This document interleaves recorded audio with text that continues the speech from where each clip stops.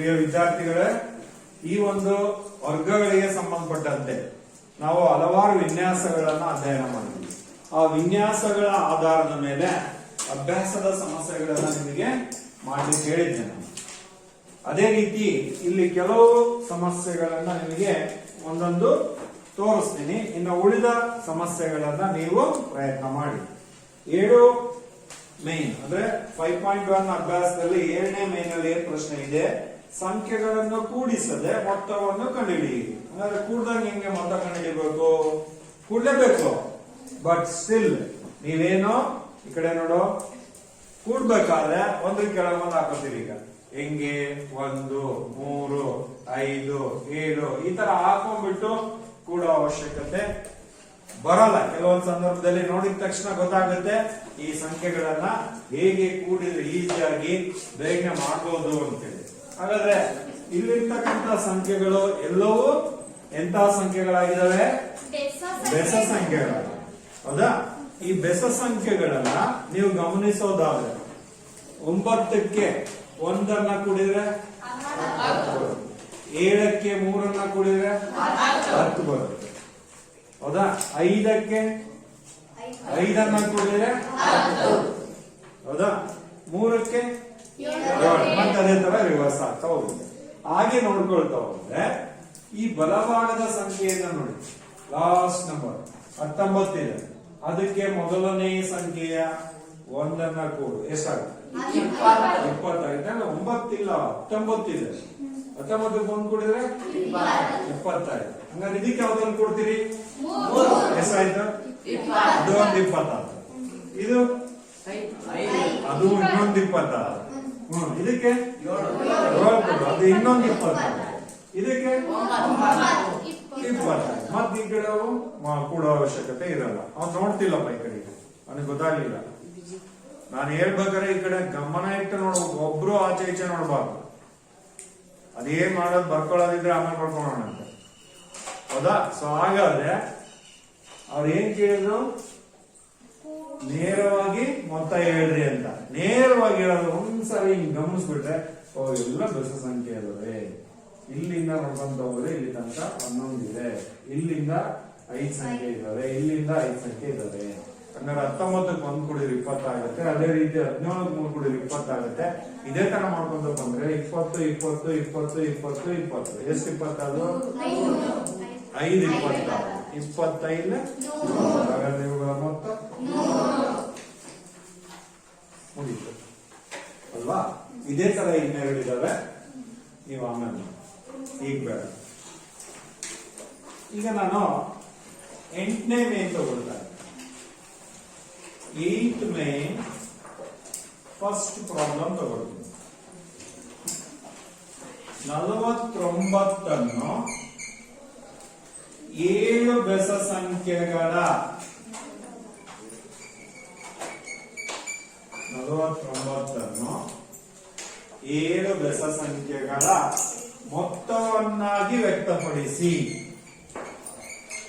ಮೊತ್ತವನ್ನಾಗಿ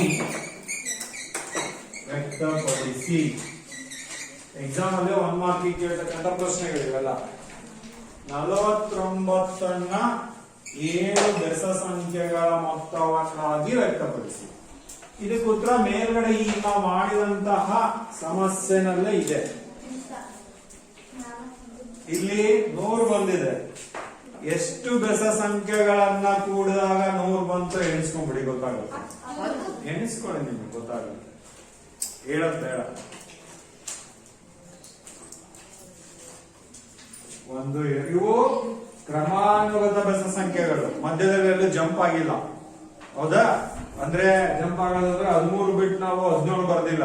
13 ಆದ್ಮೇಲೆ 15 ಬರುತ್ತೆ. ಈ ರಥ ಕ್ರಮಾನುಗತ ಬೆಸ ಸಂಖ್ಯೆಗಳ ಮೊತ್ತ 100 ಇದೆ ಅಂದ್ರೆ ಎಷ್ಟು ಬೆಸ ಸಂಖ್ಯೆ ಇದಾವೆ?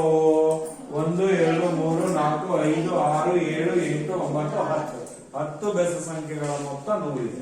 ಹಾಗಾದ್ರೆ 49ನ್ನ 7 ಬೆಸ ಸಂಖ್ಯೆಗಳ ಮೊತ್ತವನ್ನಾಗಿ ವ್ಯಕ್ತಪಡಿಸಿ ಅಂತಂದ್ರೆ ಎಸ್, ಅವು ಯಾವ 7 ಬರಿತಾ ಹೋಗ್ಬೇಕು.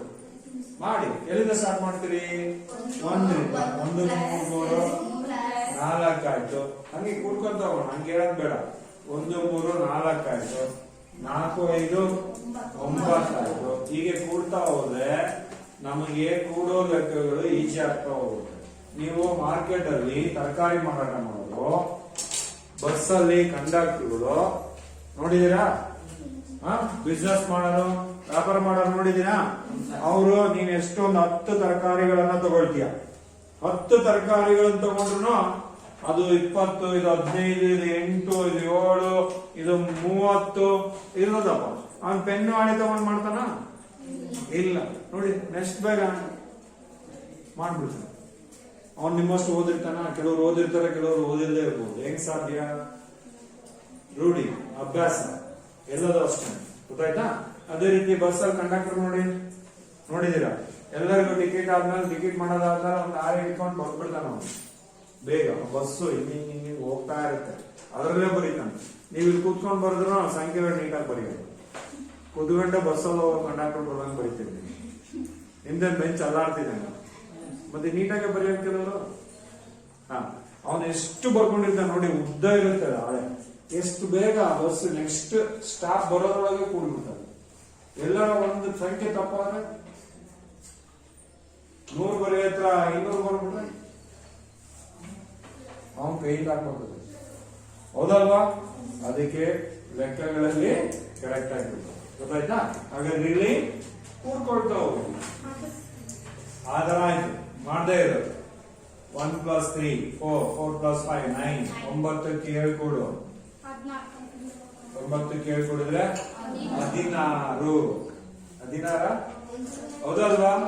ಕೆಲವ್ರಿಗೆ ಹಿಂಗ್ ಕೂಡಕ್ ಬರಲ್ಲ. ಉದಾಹರಣೆ ಅವತ್ತು ಹಿಂಗ್ ಕೂಡಕ್ ಬರಲ್ಲ ಅಂತ ಹೇಳ್ತಿದ್ದೀವಿ. ಇನ್ನು ಕೆಲವರಿಗೆ ಹಿಂಗೆಲ್ಲ ಕೂಡಕ್ಕೆ ಬರಲ್ಲ. ಅದೇ ಹೆಂಗೆ ಯೋಚನೆ ಮಾಡೋದು ಗೊತ್ತಂತಾರೆ. ಇಲ್ಲ ಒಂದೇ ಕೇಳೋದು ಹಾಕೊಳ್ತಾರೆ. ರೂಢಿ ಮಾಡ್ಕೊಂತ ಹೋಗ್ಬೇಕು. ಎಷ್ಟಾಯ್ತು? 16 9 25 11 36 36 ನೆಕ್ಸ್ಟ್ 13 36 13 ಮುಗೀತು. ಈಗ ಬಂದ್ಬಿಡ್ತೀನಿ 49 ಆ ಕಡೆ ಮತ್ತೆ ಬರೆಯೋದು ಬೇಡ, ಎರಡೆರಡು ಹತ್ರ. ಸೊ ಹಾಗಾಗಿ ಅವ್ರ ಪ್ರಶ್ನೆ ಕೇಳಿದ್ರು 49 7 ಬಸ್ ಸಂಖ್ಯೆಗಳ ಮೊತ್ತವನ್ನಾಗಿ ವ್ಯಕ್ತಪಡಿಸಿ ಅಂತ. 7 ಬಸ್ ಸಂಖ್ಯೆಗಳು ಬಂದಿದಾವ? ಅರ್ಥ ಆಯ್ತಲ್ಲ? ಈ ತರದ್ದು ಒಂದು ಪ್ರಶ್ನೆ ಇರುತ್ತೆ ಎಕ್ಸಾಮ್. ಇನ್ನ 9ನೇ ಮೈನಲ್ಲಿ ಈ ಕೆಳಗಿನ ವರ್ಗಗಳ ನಡುವೆ ಎಷ್ಟು ಸಂಖ್ಯೆಗಳಿವೆ? ಈ ತರದ್ದು ನಾನು ಹೇಳಿದ್ದೆ ಅವತ್ತು. 1ನೇದು 12 ಮತ್ತು 13ರ ನಡುವೆ ಎಷ್ಟು ಸಂಖ್ಯೆಗಳಿವೆ? ಪ್ರಶ್ನೆ ನಾನು ಸಪರೇಟ್ ಆಗಿ ಬರ್ದಿದ್ದೀನಿ. ಕ್ವಶನ್ ಒಂದೇ ಇದೆ ಆದ್ರೆ 9ನೇ ಮೈನಲ್ಲಿ 1ನೇ ತಗೊಂಡಿದ್ದೀನಿ.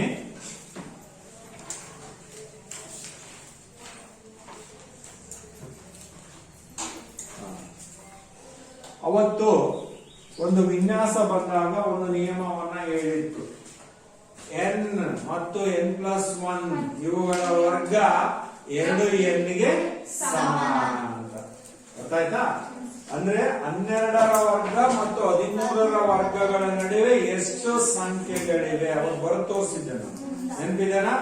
ಹಾಗಾದ್ರೆ ಎಷ್ಟು ಸಂಖ್ಯೆಗಳಿದಾವೆ ಅಂತ ಹೇಳಿದ್ರೆ ಇದನ್ನ ನೀನು n ಅಂತಂದ್ರೆ ಇದು n+1 ಗೆ ಸಮ. ಗೊತ್ತಾಯ್ತಾ? ಸೊ ಇದಕ್ಕೆ ಪರಿಹಾರ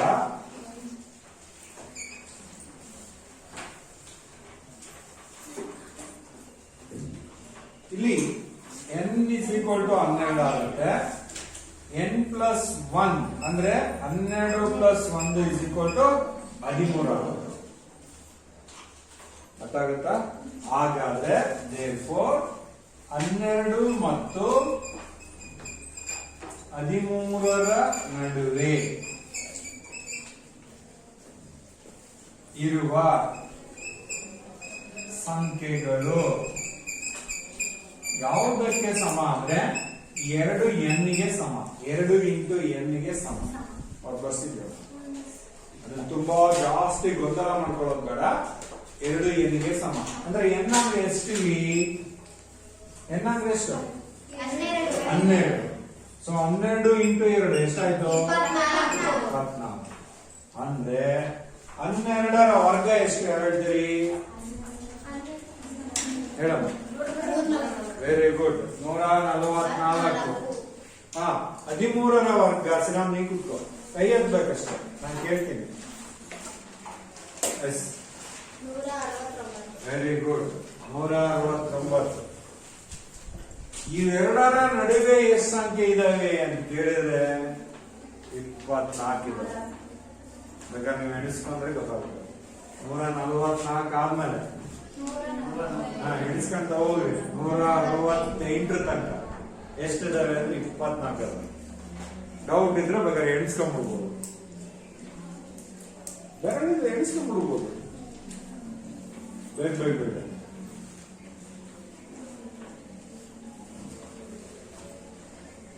ಕನ್ಫ್ಯೂಸ್ ಆಗಲ್ಲ. ಆಯ್ತಾ? ಬಂತ? ಅರ್ಥ ಆಯ್ತಲ್ವಾ? ನೋಡಿ ಎಷ್ಟು ಚೆನ್ನಾಗಿದೆ ಮ್ಯಾಥಮೆಟಿಕ್ಸ್ ಅಂತ. ಈ ತರದ್ದು ಇನ್ನೆರಡು ಪ್ರಶ್ನೆಗಳಿದಾವಲ್ಲಿ ಎಕ್ಸಾಮ್ ಅಲ್ಲಿ. ಇವು ನಾನು ಯಾಕೆ ತಗೊಂಡೆ ಅಂದ್ರೆ ಇವು 3ರಲ್ಲಿ ಕನಿಷ್ಠ 2 ಇರ್ತದೆ ಟೆಸ್ಟ್ ಅಲ್ಲಿ, ಎಕ್ಸಾಮ್ ಅಲ್ಲಿ. ಗೊತ್ತಾಯ್ತಾ? ಬಹಳ ಸುಲಭ. ಮೊದಲನೇದು ಮೊದಲ ಎನ್ ಬೆಸಲ್ ಸ್ವಾಭಾವಿಕ ಸಂಖ್ಯೆಗಳ ಮೊತ್ತ ಕಂಡುಹಿಡಿಯೋದು. ಅಂದ್ರೆ ಇಲ್ಲೊಂದಿಷ್ಟು 10 ಬೆಸ ಸಂಖ್ಯೆಗಳು ಕೊಟ್ಟಿದ್ದಾರೆ, ಅವರ ಮೊತ್ತ ಕಂಡುಹಿಡಿಯಕ್ಕೆ ಹೇಳಿದ್ದಾರೆ. ಇಲ್ಲಿ ಮೊತ್ತನ ಕೊಟ್ಬಿಟ್ಟು ಎಷ್ಟು ಬೆಸ ಸಂಖ್ಯೆಗಳನ್ನ ಹಾಕಿದ್ರೆ ಇಷ್ಟು ಮೊತ್ತ ಬರುತ್ತೆ ಅಂತ ಕೇಳ್ಬೋದು. ಇನ್ನು ಇದು ಯಾವುದೇ 2 ವರ್ಗ ಸಂಖ್ಯೆಗಳ ನಡುವೆ ಎಷ್ಟು ಸಂಖ್ಯೆಗಳಿದಾವೆ ಅಂತ ಕೇಳಲಿಕ್ಕೆ ಇಷ್ಟೇ ನೆನ್ಬಿಟ್ಕೊಳ್ಳಿ ನೀವು. 2 ಸಂಖ್ಯೆ ಯಾವ ಕೊಟ್ಟಿರ್ತಾರೆ ಅದರ ಮೊದಲನೇದು ಎನ್, ಅದರ 2 ಪಟ್ಟು, ಅದರ 2 ಪಟ್ಟು, 2 ಟೈಮ್ಸ್. ಇಷ್ಟು ಈ ಅಭ್ಯಾಸಕ್ಕೆ ಸಂಬಂಧಪಟ್ಟಂತೆ. ನೆಕ್ಸ್ಟ್ ಆಯ್ತಾ ಇದು? ನೆಕ್ಸ್ಟ್ ಬರ್ಕೊಳ್ಳಿ, ಸಂಖ್ಯೆಗಳ ವರ್ಗಗಳನ್ನು ಕಂಡುಹಿಡಿಯುವುದು. ನೆಕ್ಸ್ಟ್ ಹೇಳಿ. ಈಗ ಕ್ಲೋಸ್ ಯುವರ್ ಟೆಕ್ಸ್ಟ್ ಬುಕ್. ಸಂಖ್ಯೆಗಳ ವರ್ಗಗಳನ್ನು ಕಂಡುಹಿಡಿಯುವುದು.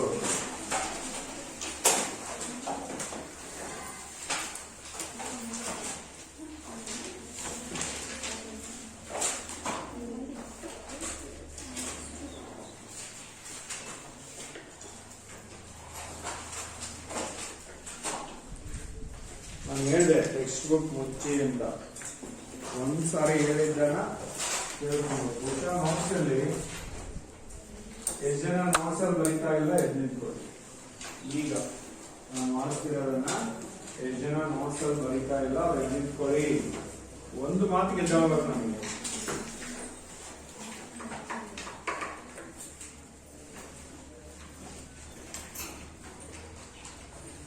ನೀವೇನೋ ಕಾರಣ ಹೇಳಂಗಿಲ್ಲ ನನಗೆ, ನಾನು ನಿಮಗೆ ಕೇಳೋಲ್ಲ ಈಗ ಯಾರಿಗೂ. ಬಟ್ ನಮ್ಮ ಹೆಂಗಿನೆಸ್ ಪೂರ್ಣಿಮಾ ಕ್ಲಾಸ್ ಮ್ಯಾಥ್ಸ್ ಕ್ಲಾಸ್ ಅಲ್ಲಿ ನೋಟ್ಸ್ ಅಲ್ಲೇ ಬರೀಬೇಕು. ನಾನು ಬಿಟ್ಟಿದ್ದೆ, ನಾನು ಬರ್ಕೊಂಡಿಲ್ಲ, ನಾನು ತಂದಿಲ್ಲ, ಏನು ಕಾರಣ ಹೇಳಂಗಿಲ್ಲ. ಯಾಕೆಂದ್ರೆ ಇನ್ನೊಂದ್ಸರಿ ಮನೇಲಿ ಹೋಗಿ ಬರೆಯಕ್ ಆಗಲ್ಲ ನಿಮಗೆ. ಮ್ಯಾಥ್ಸ್ ನೋಟ್ಸ್ ಕ್ಲಾಸ್ ಅಲ್ಲೇ ಬರೀಬೇಕು. ಯಾಕಂದ್ರೆ ಬಹಳ ಇರ್ತದೆ. ಇವತ್ತು 1 ದಿವಸ ಬಿಟ್ರೆ ನಾಳೆ 2 ದಿವಸ ಬಿಟ್ಟರೆ ಇಷ್ಟ ಆಗತ್ತೆ, ಬರೆಯಕ್ಕಾಗಲ್ಲ. ಗೊತ್ತಾಯ್ತಾ? ತಗೊಂಡಿಲ್ಲ ನೋಟ್ಸ್? ಮತ್ತೆ ಸುಧಾಮ್, ಎಸ್, ಸಂಖ್ಯೆಗಳ ವರ್ಗ ಕಂಡುಹಿಡಿಯೋದಾಗ ಈಗಾಗಲೇ ನಿಮಗೆ ಗೊತ್ತಿದೆ. ಯಾಕಂದ್ರೆ ನೀವು ಆಗಲೇ ಎಲ್ಲವರೆಗೂ ಕಂಡುಹಿಡಿದಿದ್ದೀರಾ? 25 ತನಕ ಕಂಡುಹಿಡಿದಿದ್ದೀರಾ. ಆದ್ರೆ ಇವಾಗ ಕೆಲವು ದೊಡ್ಡ ಸಂಖ್ಯೆಗಳು ಆಯ್ತು, ನಾನು ಕೇಳ್ಬಿಡ್ತೀನಿ ಇವಾಗ 145ರ ವರ್ಗ ಕಂಡುಹಿಡಿಯಿರಿ ಅಂತ. ದೊಡ್ಡ ಸಂಖ್ಯೆ ಆಗುತ್ತೆ, ಈಸಿ ಆಗಲ್ಲ ಅಲ್ವಾ? ಅದಕ್ಕೆ ಕೆಲವು ಸುಲಭ ಮಾರ್ಗಗಳಿವೆ. ಗೊತ್ತಾಯ್ತಾ? ಆ ಸುಲಭ ಮಾರ್ಗಗಳೇನು? ಉದಾಹರಣೆಗೆ ಇವಾಗ 23 ತಗೋಣ. 23ರ ವರ್ಗ ಕಂಡುಹಿಡಿದ್ರೆ ನೀವೇನ್ ಮಾಡ್ತೀರಾ? 23 ಇಂಟು 23 ಗುಣಿಸಿದೀರಾ, ಹೌದಾನೆ? ಗುಣಿಸಿದಾಗ ಇದ್ರ ಆನ್ಸರ್ ಎಷ್ಟು ಬಂದಿದೆ? 23ರ ವರ್ಗ ಎಷ್ಟು? 529. ಲಾಸ್ಟಿಗೆ 9 ಅಂತ ಹೇಗ್ ಗೊತ್ತಾಗುತ್ತೆ? ಬಿಡಿ ಸ್ಥಾನದಲ್ಲಿ 3 ಇರೋದ್ರಿಂದ 9 ಅಂತ ಗೊತ್ತಾಗ್ತದೆ. ಇದನ್ನ ಮಾಡಿದಿರಾ, ಕಲ್ತಿದ್ದೀರಾ ಕೆಲವರು, ಇನ್ನು ಕೆಲವರು ಕಲ್ತಿಲ್ಲ, ಕಲಿಬೇಕು. ಈಗ ನಾವು ಇದನ್ನ 23ರನ್ನ ಅಥವಾ 23ರ ವರ್ಗವನ್ನ ಸುಲಭ ವಿಧಾನದಲ್ಲಿ ಬೇರೆ ರೀತಿಯಲ್ಲಿ ಕಂಡುಹಿಡಿಯೋದು ಹೇಗೆ ಅನ್ನೋದನ್ನ ಈಗ ಕಲಿತೀವಿ. 23ರನ್ನ ನಾವು 20 ಪ್ಲಸ್ 3 ಅಂತ ಬರಿಬಹುದಾ ಇಲ್ಲ? 23 can be written as 20 plus 3. ಹೌದಾ? ಇದು ಬ್ರಾಕೆಟ್ ಯಾಕೆ ಹಾಕ್ತಿವಿ ಅಂದ್ರೆ ಎರಡು ಸಂಖ್ಯೆ ಇರೋದ್ರಿಂದ ಕನ್ಫ್ಯೂಸ್ ಮಾಡ್ಕೋಬಾರ್ದು ಅಂತ. ಸೊ 23ರ ವರ್ಗ 20 ಪ್ಲಸ್ 3ರ ವರ್ಗಕ್ಕೆ ಸಮಾನ. ಈಗ ಇದನ್ನ ಬಿಡಿಸೋದು ಹೇಗಪ್ಪ ಅಂತ ಹೇಳಿದ್ರೆ ಕೇಳ್ಕೋಬೇಕು. ಇದು ನಾವು ಹಿಂದಿನ ತರಗತಿಗಳಲ್ಲಿ ಕಲ್ತಿದ್ದೀವಿ. ಬೀಜಗಣಿತದಲ್ಲಿ ಒಂದು ಸೂತ್ರ ಬಂತು, a plus b whole square. ಎಷ್ಟು ಜನಕ್ಕೆ ನೆನಪಿದೆ? ನಾನು ಏನೇ ಪ್ರಶ್ನೆ ಕೇಳಿದ್ರು raise your hand. Middle school ಇಂತಾನು ಕಲ್ತ್ಕೊಂಡ್ ಬಂದಿದ್ವಿ. ಯಾರಿಗೆ ನೆನಪಿದೆಯೋ ಕೈ ಎತ್ತಬೇಕು. ನೀನು ಅರ್ಧ ಕೈ ಎತ್ತಿದೀಯಾ? ಹೇಳಿ ನೋಡೋಣ. ನೀನೇ. a plus b square is equal to a square plus 2ab plus a square. ಏನ್ ತಪ್ಪು ಹೇಳಿದೆ? ಇನ್ನೊಂದು ಸರಿ. a plus b square is equal to a square plus 2ab plus a square. ಮತ್ತು a square ಸಂಜನಾ ಗೊತ್ತಿಲ್ಲ. ಅವಳು ಹೇಳಿದ್ದು ಚೂರು ತಪ್ಪು ಹೇಳಿದ್ಲು. ಫಸ್ಟ್ ಗೆ a ಸ್ಕ್ವೇರ್ ಬಂದಿರುತ್ತೆ ಮತ್ತು a ಸ್ಕ್ವೇರ್ ಅಂತಾನೆ ಹೇಳ್ತಿದ್ದಾಳೆ ಲಾಸ್ಟ್. ಅಲ್ಲಿ b ಸ್ಕ್ವೇರ್ ಬರುತ್ತೆ. a square plus 2ab plus b square. ಇದನ್ನ a plus b whole square ಅಂತ ಹೇಳ್ಬೇಕು. ಅರ್ಥಾಯ್ತಾ? ಇದು ಎರಡು ಸಂಖ್ಯೆಗಳ ಮೊತ್ತದ ವರ್ಗ. ಎರಡು ಬೇರೆ ಬೇರೆ ಪದಗಳಿದ್ದಾಗ ಬೀಜಗಣಿತದಲ್ಲಿ. ಅರ್ಥ ಆಯ್ತಾ? ಈ ಕಡೆ ನೋಡುವ. ಹಾಗಾದ್ರೆ ಇದನ್ನೇ ನಾವು ಇಲ್ಲಿ ಹೋಲಿಕೆ ಮಾಡಿ ಬರೀತಾ ಹೋಗ್ತೀವಿ. ಸರಿ, ಇದನ್ನ ಇಲ್ಲಿ ಎ ಅನ್ಕೋತೀವಿ. ಇದ್ರ ಜೊತೆಗೆ ಇನ್ನೊಂದು ನೀವು ತಿಳ್ಕೊಬೇಕು. ಏನಪ್ಪಾ ಅಂದ್ರೆ a plus b whole square ಅಂತಂದ್ರೆ ಅದು a plus B into a plus B ನ ಗುಣಲಬ್ಧ. ಅರ್ಥ ಆಯ್ತಾ? ಹೇಗೆ ನಾವು 2 ಇಂಟು 2 2 ಸ್ಕ್ವೇರ್ ಅಂತ ಬರಿತೀವಲ್ವಾ, ಅದೇ ರೀತಿ x into x is return as x square. ಹೌದಲ್ವಾ? ಅದೇ ರೀತಿ ಎರಡು ದ್ವಿಪದೋಕ್ತಿಗಳ ಗುಣಲಬ್ಧ ಬೀಜಗಣಿತದಲ್ಲಿ a plus B into a plus B, ಅದು a plus b whole square ಗೆ ಸಮ. ಇದನ್ನ ಗುಣಿಸಿದ್ರೆ, ಗುಣಾಕಾರ ಮಾಡಿದ್ರೆ ನಿಮಗೆ a square plus 2ab plus b square ಬರುತ್ತೆ. ಹೇಗೆ ಗುಣಾಕಾರ ಮಾಡ್ತೀವಿ? a plus B into a plus B ಗುಣಾಕಾರ ಮಾಡೋದು ಹೇಗೆ? ಹಿಂದಿನ ತರಗತಿನಲ್ಲಿ ಕಲ್ತಿರ್ತೀರಾ. ನಾನು ಈ ಕಡೆ ತೋರಿಸ್ತೀನಿ. a plus B into a plus B ಅಂದ್ರೆ ಇದರ ಗುಣಲಬ್ಧ a ಇಂದ ಒಂದ್ಸಾರಿ ಎರಡನ್ನು ಗುಣಿಸು ಅಂದ್ರೆ a into a plus B, ಮತ್ತೆ b ಇಂದ ಒಂದ್ಸಾರಿ ಎರಡನ್ನು ಗುಣಿಸು b into a plus B. ಹೀಗೆ ಗುಣಾಕಾರ ಮಾಡಿದ್ರೆ a into a square, a into b ab plus b into a ab plus into plus plus b into b b square last ಗೆ.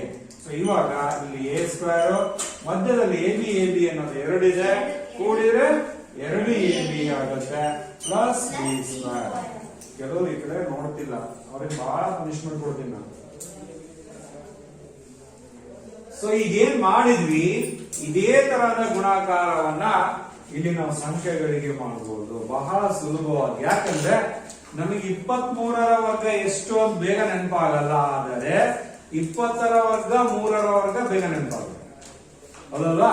ಹಾಗಾದ್ರೆ ಇದನ್ನ ಸೂತ್ರವನ್ನ ಬಳಕೆ ಮಾಡಿಕೊಂಡು ನಾವು ವಿಸ್ತರಿಸಿದ್ರೆ ಇಸ್ ಈಕ್ವಲ್ ಟು ಇದು a ಆಗುತ್ತೆ, ಇದು b ಆಗುತ್ತೆ. Is equal to a square. a square ಅಂದ್ರೆ 20 square plus 2ab 2 into a ಅಂದ್ರೆ 20 ಇಂಟು b ಅಂದ್ರೆ 3 ಪ್ಲಸ್ b ಸ್ಕ್ವೇರ್ 3 ಆಯ್ತಾ?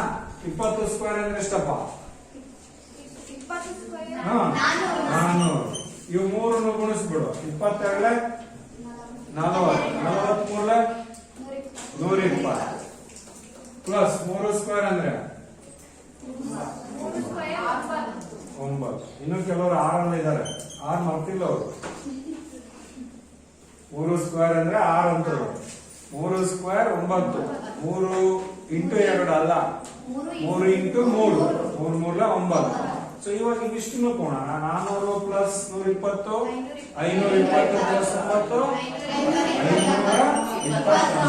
23ರ ವರ್ಗ ಎಷ್ಟು? ಇದನ್ನ ಕಲಿತಕ್ಕಂತ ಇನ್ನೊಂದು ವಿಧಾನ, ಸೂತ್ರವನ್ನು ಬಳಕೆ ಮಾಡಿಕೊಂಡು ಗುಣಲಬ್ಧದ ಪ್ರಕಾರ ಮಾಡ್ತಕ್ಕಂಥದ್ದು. ಅರ್ಥ ಆಯ್ತಾ? ನನಗೆ ಸೂತ್ರ ಬೇಡ ಅಂದ್ರೆ ನೇರವಾಗಿ ಇಲ್ಲೇ ಗುಣಿಸಿದ್ದು ಇದೇ ತರ ಗುಣಾಕಾರ ಮಾಡ್ಬಿಟ್ಟು ಮಾಡ್ಬೋದು. ಅರ್ಥ ಆಯ್ತಾ? ಇದನ್ನ ಮಾಡ್ಕೊಳ್ಳಿ. ಪಕ್ಕದಲ್ಲಿ ಈ ಸೂತ್ರ ಅಷ್ಟೇ ಬರ್ಕೊಳ್ಳಿ. a plus b whole square is equal to a square plus 2ab plus b square.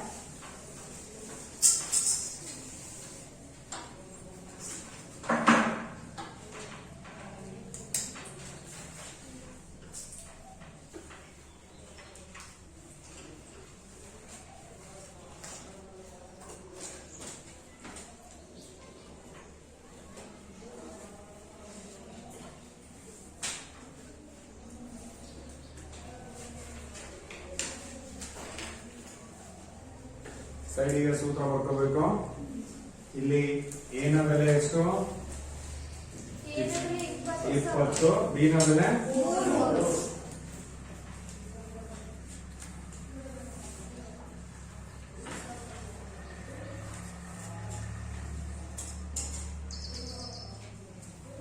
ಆಯ್ತಾ?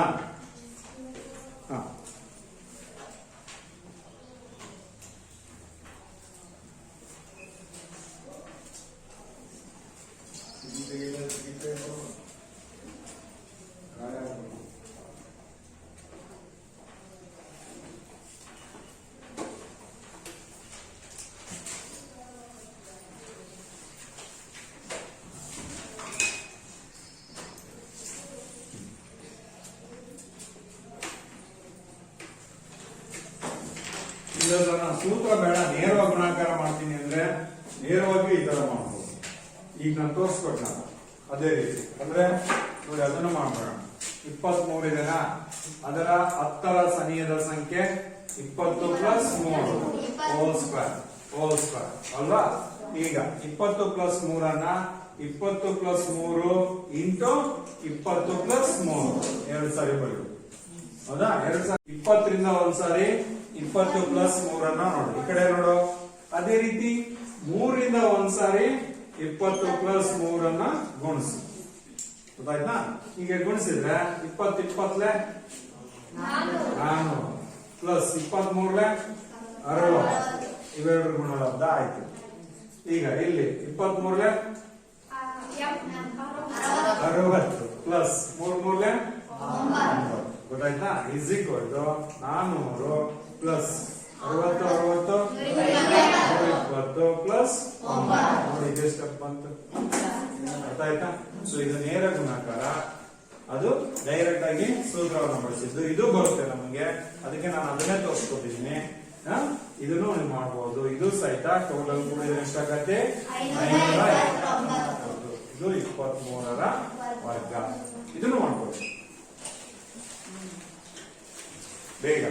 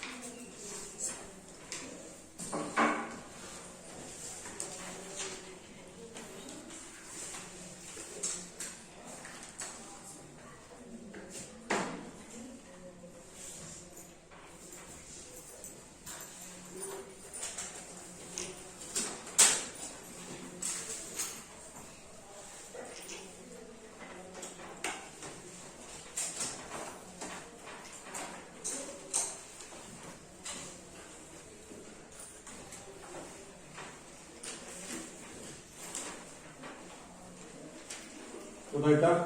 ಈಗ ಅದೇ ರೀತಿ ನಿಮಗೆ ಬೇರೆ ಯಾವುದೇ ಸಂಖ್ಯೆ ಕೊಟ್ಟರೆ, ಫಾರ್ ಎಕ್ಸಾಂಪಲ್ 39ರ ವರ್ಗ ಕಂಡಿಡಿ ಅಂತ ಹೇಳಿದ್ರೆ ಏನ್ ಬರ್ಕೋತೀರಾ? 9. ಅರ್ಥ ಆಯ್ತಾ? 30 ಪ್ಲಸ್ 9 ಹೋಲ್ ಸ್ಕ್ವೇರ್. ಇದೇ ರೀತಿ ಮಾಡಬಹುದು. ಈ ರೀತಿ ನಾವು ಮಾಡೋ ಡೈರೆಕ್ಟ್ ಇಲ್ಲ ಅದೇ ನಾವು ಮಾಡಬಹುದು. ಗೊತ್ತಾಯ್ತಾ? ಯಾವುದೇ ಸಂಖ್ಯೆಯ ವರ್ಗವನ್ನು ಕಂಡಿ, ದೊಡ್ಡ ಸಂಖ್ಯೆ ಕೇಳ್ಬೋದು. ಯಾವ್ದು 57ರ ವರ್ಗ ಕಂಡಿ ಅಂತ ಕೇಳ್ಬೋದು. ಇವು 100 ಒಳಗಿರೋವು. ಅಕಸ್ಮಾತ್ ಅವನೇನಾದ್ರೂ 125ರ ವರ್ಗ ಕೇಳಿದ್ರೆ 3 ಸಂಖ್ಯೆ ಆಗ್ತವೆ. 3 ಸಂಖ್ಯೆ ಆಗಿ ಬಿಡಿಸ್ಕೊಳ್ಳೋದು ಬೇಡ. ನಿಮಗೆ 2 ಸಂಖ್ಯೆನೆ ಸದ್ಯಕ್ಕೆ. ನಿಮಗೆ ಇಲ್ಲಿ ಕೊಟ್ಟಿರ್ತಕ್ಕಂಥದ್ದು 100 ಒಳಗಿನ ಸಂಖ್ಯೆಗಳೇ. ನೀವು 100 ಮೇಲಿನ ಸಂಖ್ಯೆಗಳು ಯಾವುದು ಕೊಟ್ಟಿಲ್ಲ ಅವರು, ಆಯ್ತಾ? ಹಾಗಾಗಿ ಇದು ಬೇಡ, ಇದ್ರ ಬಗ್ಗೆ ಬೇಡ. ನಿಮಗೆ 100 ಒಳಗಿನ ಕೊಟ್ಟಿದ್ದಾರೆ. ಈಗ ಅಕಸ್ಮಾತ್ 99 ಅಂತ ಕೊಟ್ಟಿದ್ರೆ ನಿಮಗೆ ಪ್ಲಸ್ ಮಾಡ್ಕೊಳ್ಳಿ. ಇದು ಯಾವ್ದಾದ್ರು ವಿಧಾನದಿಂದ ಮಾಡ್ಕೊಳ್ಳಿ. ಇಲ್ಲಿ ಹಲವಾರು ವಿನ್ಯಾಸಗಳನ್ನ ಇರ್ತಾ ಹೋಗ್ತಾರೆ. ಇದರಲ್ಲಿ ಇರ್ತಕ್ಕಂಥ ಇನ್ನೂ ಒಂದು ಮಾದರಿ ಇದೆ. ಪೈಥಾಗೋರಸ್ನ ತ್ರಿವಳಿಗಳು. ಪೈಥಾಗೋರಸ್ ಕೇಳಿದ್ರೆ ಹೆಸರು ಎಷ್ಟು ಜನ ಕೇಳಿದ್ರಿ? ಕೈ ಹತ್ಬೇಕು, ನಾನು ಕೇಳಿದ್ದಕ್ಕಷ್ಟೇ.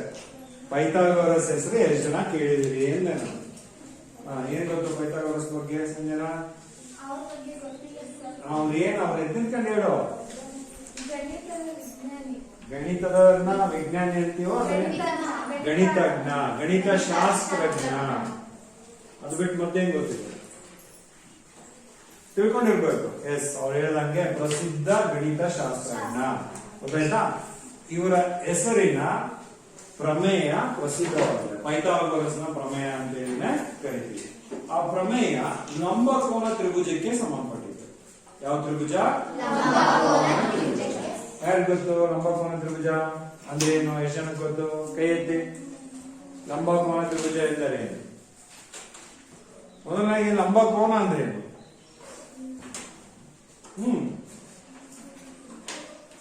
ಕೋನಗಳ ಬಗ್ಗೆ ಗೊತ್ತಿಲ್ಲ ನಿಮಗೆ? ಕಲ್ತಿಲ್ಲ 8ನೇ ಕ್ಲಾಸ್ ಅಲ್ಲಿ? ಲಂಬಕೋನ ಅಂದ್ರೆ ಎಷ್ಟು ಡಿಗ್ರಿಗೆ ಸಮ? 90 ಡಿಗ್ರಿಗೆ ಸಮ. ಅದೇ ಲಂಬಕೋನ. ಲಂಬಕೋನ ತ್ರಿಭುಜ ಅಂದ್ರೆ ತ್ರಿಭುಜದಲ್ಲಿ ಒಂದು ಕೋನ 90 ಡಿಗ್ರಿ ಇದ್ರೆ ಅದನ್ನ ಲಂಬಕೋನ ತ್ರಿಭುಜ ಅಂತ ಕರಿತೀವಿ. ಸೊ ಈಗ ನಾನು ಬರೆದಿರ್ತಕ್ಕಂಥದ್ದು ಲಂಬಕೋನ ತ್ರಿಭುಜ.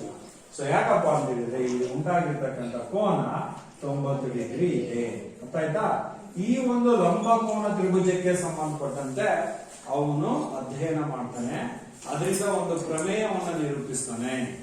ಅದನ್ನ ನೀವು ಮುಂದಿನ ತರಗತಿನಲ್ಲಿ ಕಲಿತೀರಾ. 9ರಲ್ಲೂ ಇದರ ಅಂಶ ಬರುತ್ತೆ. 10ನೇ ಕ್ಲಾಸ್ ನಲ್ಲಿ ಸಂಪೂರ್ಣವಾಗಿ ಅದರ ಬಗ್ಗೆ ಒಂದು ಪಾಠ ಇದೆ. ಆಯ್ತಾ?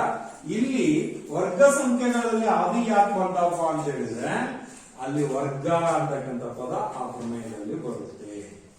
ಈ ಲಂಬಕೋನ ತ್ರಿಭುಜ ಏನಿದೆ ಅದರಲ್ಲಿ ಒಂದು ಬಾಹು ದೊಡ್ಡದಿದೆ. ಯಾವ್ದು ದೊಡ್ಡದಿದೆ ನೋಡಿ? AC ದೊಡ್ಡದಿದೆ. ಅದೇ ಯಾಕೆ ದೊಡ್ಡದಿರುತ್ತಪ್ಪ ಅಂದ್ರೆ ಲಂಬಕೋನಕ್ಕೆ ಎದುರಿಗಿರುತ್ತೆ. ಅದಕ್ಕೆ ಅವನು ಹೊಸ ಹೆಸರಿಂದ ಕರೀತಾನೆ, ವಿಕರ್ಣ ಅಂತ ಕರೀತಾನೆ. ಸೊ ಅವನ ಪ್ರಮೇಯವನ್ನ ಹೇಳ್ತಾನೆ, ವಿಕರ್ಣದ ಮೇಲಿನ ವರ್ಗ ಉಳಿದೆರಡು ಬಾಹುಗಳ ಮೇಲಿನ ವರ್ಗಗಳ ಮೊತ್ತಕ್ಕೆ ಸಮ ಅಂತ ಹೇಳ್ತಾನೆ.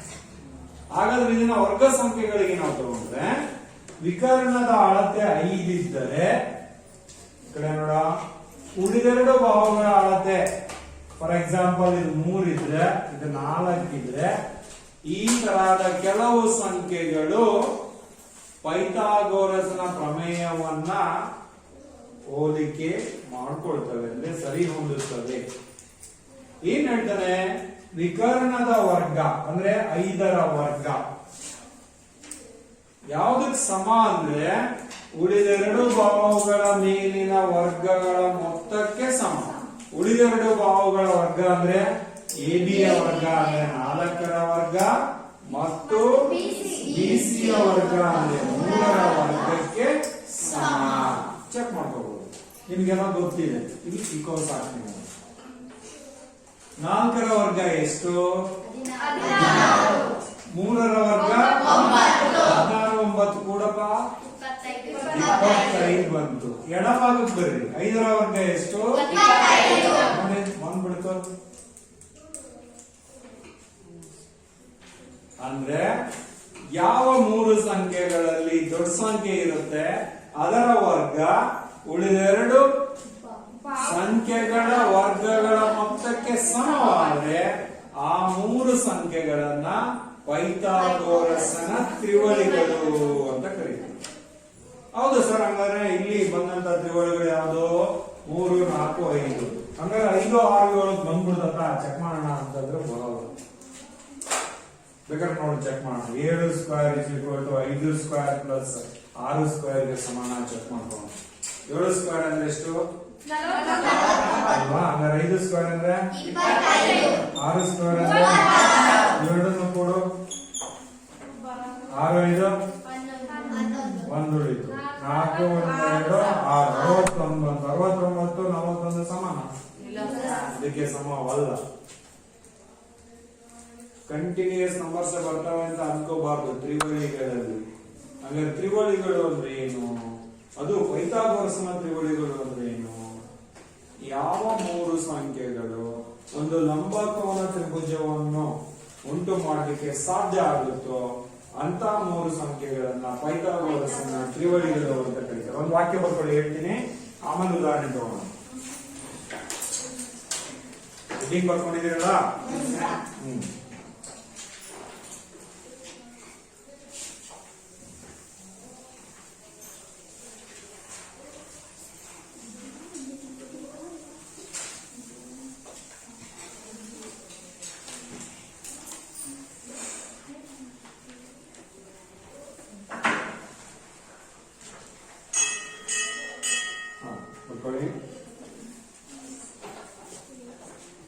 ದತ್ತ ಮೂರು ಸಂಖ್ಯೆಗಳು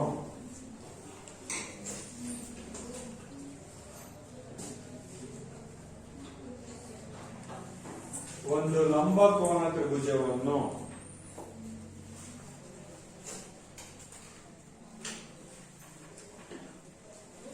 ಉಂಟು ಮಾಡಲು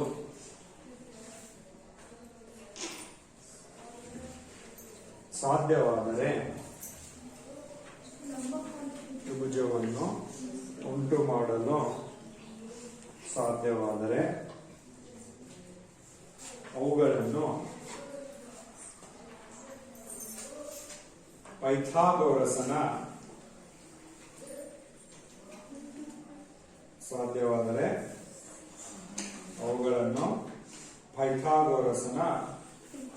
ತ್ರಿವಳಿಗಳೆನ್ನುವರು.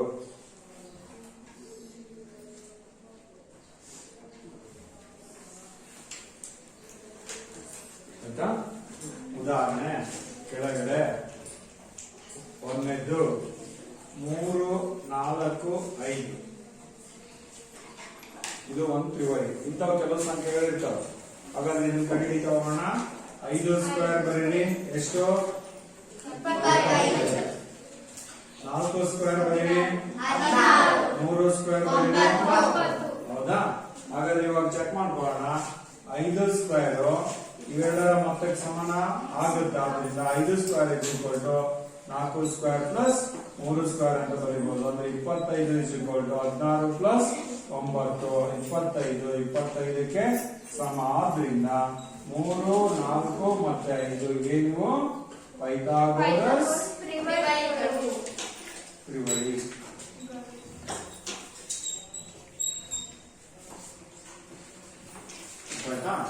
ಅದೇ ರೀತಿ ನಾನು ಇನ್ನು 2-3 ಸಂಖ್ಯೆಗಳನ್ನ ಕೊಡ್ತೀನಿ. ನೀವು ಅದನ್ನ ಚೆಕ್ ಮಾಡ್ಕೊಳ್ಳಿ. ಇದಕ್ಕೆ ಸಂಬಂಧಪಟ್ಟಂತೆ ಒಂದು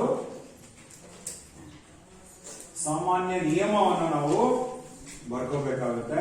ಅದನ್ನ ನಾನು ಆಮೇಲೆ ಬರೆಸ್ತೀನಿ. ನೀವು ಎರಡನೇದು ಚೆಕ್ ಮಾಡ್ಕೊಳ್ಳಿ. ಯಾವ್ಯಾವಪ್ಪ ಅಂದ್ರೆ 6, 8, 10 ಇದನ್ನ ಚೆಕ್ ಮಾಡ್ಕೊಳ್ಳಿ. ಆಮೇಲೆ ಇನ್ನೊಂದು ಕೊಡ್ತೀನಿ. ಮೂರನೇದು 5, 12, 13 ಇವೆರಡನ್ನು ಇದೇ ತರ ಚೆಕ್ ಮಾಡ್ತೀರಲ್ವಾ? ರೈಟ್.